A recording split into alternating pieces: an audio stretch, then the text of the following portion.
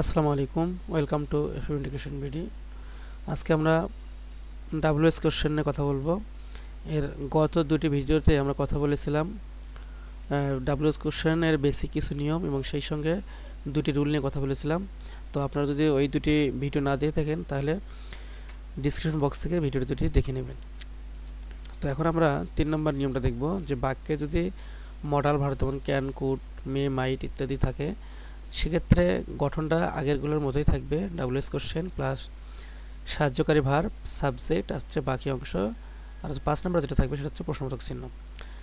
যেমন এখানে they will go to Dhaka, তারা ঢাকা যাবে। তাহলে এখন প্রশ্ন করো কোথায় যাবে, উত্তর আসবে কি ঢাকায় যাবে। তাহলে হোয়ার, প্রথমে ডাব্লিউএস কোশ্চেন নেবো আমরা হোয়ার, এরপরে সাহায্যকারী ভার্ব হচ্ছে উইল, আমরা উইল বসাবো যেহেতু আমাদের এখানে বলা আছে সাহায্যকারী ভার্ব বসবে। এরপরে বসাবো হচ্ছে সাবজেক্ট, এই বাক্যে সাবজেক্ট হচ্ছে দে, আমরা দে বসিয়েছি এখানে। এরপরে বাকি অংশ হচ্ছে গো, তারপরে আমরা এখানে গো বসিয়েছি। আশা করি আপনারা এটা বুঝতে পেরেছেন। দ্বিতীয় বাক্যে প্রশ্ন হয়েছে I shall go to Dhaka tomorrow, তাহলে আমি আগামীকাল ঢাকা যাব। তাহলে প্রশ্ন করো কখন যাবে ঢাকা, তাহলে টুমোরো। সেক্ষেত্রে হোয়েন, আমার ডাব্লিউএস কোশ্চেন হচ্ছে হোয়েন, সাহায্যকারী ভার্ব হবে যেহেতু আইয়ের সাথে শ্যাল হবে এবং ইউ এর সাথে ইউ উইল হবে, কেননা সাবজেক্ট চেঞ্জ হবে, যার কারণে আমরা উইল বসাবো শ্যালের পরিবর্তে, কারণ ইউ এর সাথে উইল বসে, ইউ এর সাথে উইল বসে, আইয়ের সাথে শ্যাল উইল দুটোই বসে, কিন্তু ম্যাক্সিমাম ক্ষেত্রে ইউ এর সাথে উইল বসে। তাহলে আমরা যেহেতু সাবজেক্ট আই পরিবর্তে ইউ হবে, যার কারণে আমরা এখানে উইল বসিয়েছি।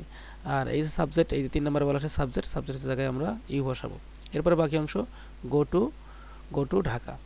তা এখন যেহেতু প্রশ্ন করা হয়েছে কখন যাবে, তাহলে টুমোরো। তো আপনি চাইলে এখানে হোয়ার দ্বারাও প্রশ্ন করতে পারবেন, সেক্ষেত্রে উত্তরে ঢাকাটা কাটা যাবে। তো আশা করা যায় 3 নম্বরের যে রুলটা আছে এটা আপনারা বুঝতে পেরেছেন। এখন আমরা এই রুলের সাহায্যে কিছু বিগত প্রশ্ন সমাধান করাবো।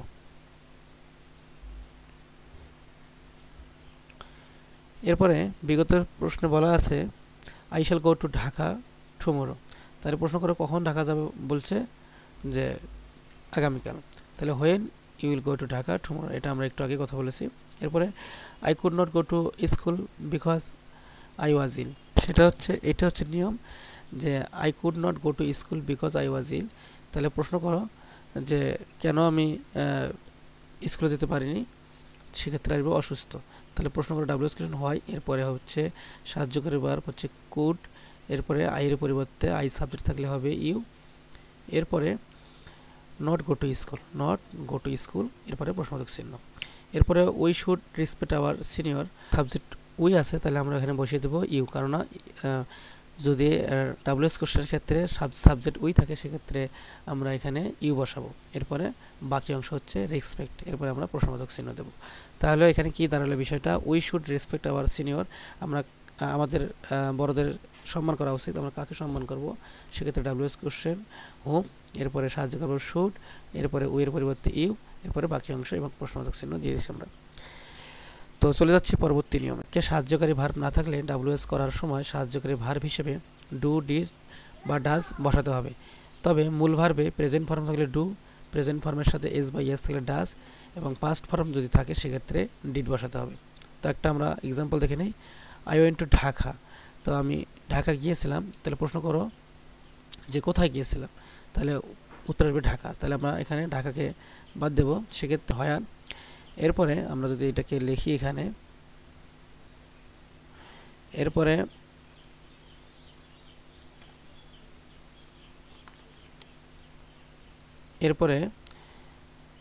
প্রশ্ন করো কোথায় গিয়েছিল, উত্তর আসবে ঢাকায়। তারপরে ডাব্লিউএস কোশ্চেন হচ্ছে হোয়ার। এরপরে যেহেতু এখানে এই বাক্যে সাহায্যকারী verb am, is, are, was, were এগুলো নাই, সেক্ষেত্রে প্রেজেন্ট ফর্মে যদি থাকে বাক্যটা, সেক্ষেত্রে ডু বসাইতে হবে, আর যদি প্রেজেন্ট ফর্মের সাথে এস বা ইয়েস থাকলে ডাজ বসাইতে হবে, আর যদি পাস্ট ফর্মে থাকে সেক্ষেত্রে ডিড বসাইতে হবে। তাহলে আই ওয়েন্ট, গো ওয়েন্ট, গান, তার মানে এই ওয়েন্ট শব্দটা আছে পাস্ট ফর্মে, গো হচ্ছে প্রেজেন্ট ফর্ম, ওয়েন্ট হচ্ছে পাস্ট ফর্ম, সেক্ষেত্রে ওয়েন্ট আছে যেহেতু আমরা এখানে, যেহেতু পাস্ট ফর্ম থাকলে ডিড বসাইতে হবে। হোয়ার ডিড, এরপরে আইয়ের পরিবর্তে ইউ, তারপরে you go, where did you go, I went to Dhaka, তার মানে এই বাক্যের যেটা WS question where did you go. 4 নম্বর নিয়ম।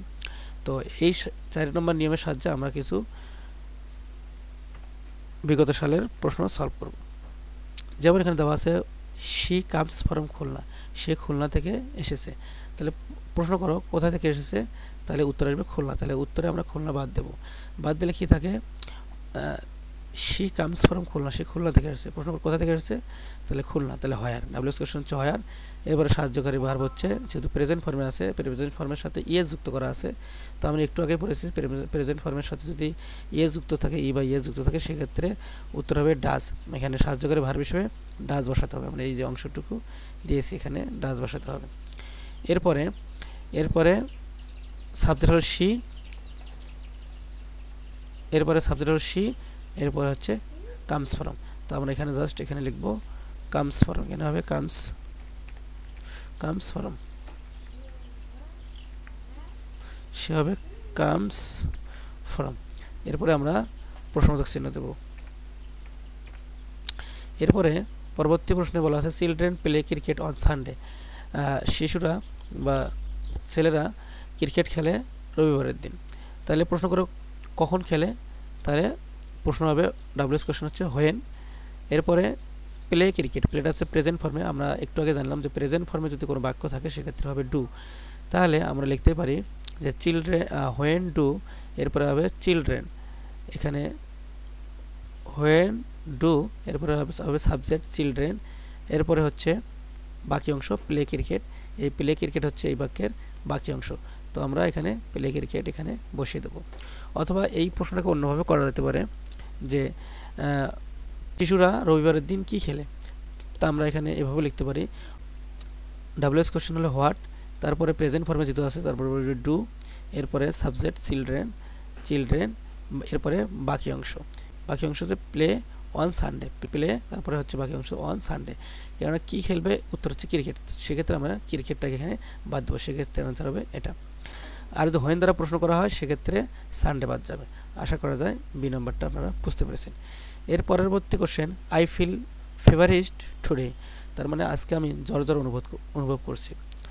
আই ফিল ফেভারিস্ট টুডে, আজকে আমি জ্বর অনুভব করছি। প্রশ্ন করো যে কেমন অনুভব করছে, সেক্ষেত্রে জ্বর। তাহলে উত্তর আসবে জ্বর। তাহলে আমরা ফেভারিস্ট অর্থাৎ এই অংশটুকু বাদ দেব।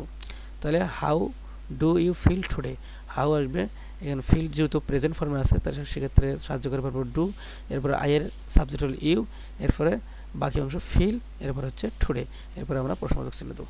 আশা করা যায় ডাব্লিউএস কোশ্চেনের যে এই কয়টি রুলস যে করলে আপনাদের ডাব্লিউএস কোশ্চেনের কোনো অংশ বাকি থাকবে না। যেভাবে প্রশ্ন দেখ আপনারা ডাব্লিউএস কোশ্চেন খুব অনায়াসে খুব সহজে এগুলোর অ্যান্সার করতে পারবেন। যদি আপনারা আগের ভিডিওগুলো দেখে না থাকেন, আগের ভিডিওগুলো দেখতে থাকুন এবং এই ভিডিওগুলো দেখতে থাকুন। তো অবশ্যই এগুলো দেখলে আপনাদের ডাব্লিউএস ক্লিয়ার হবে এবং আপনাদের কোনো মূল্যবান মতামত থাকলে আপনাদের এখানে কমেন্ট করে জানাতে পারেন। Thanks for watching. আসসালামু আলাইকুম।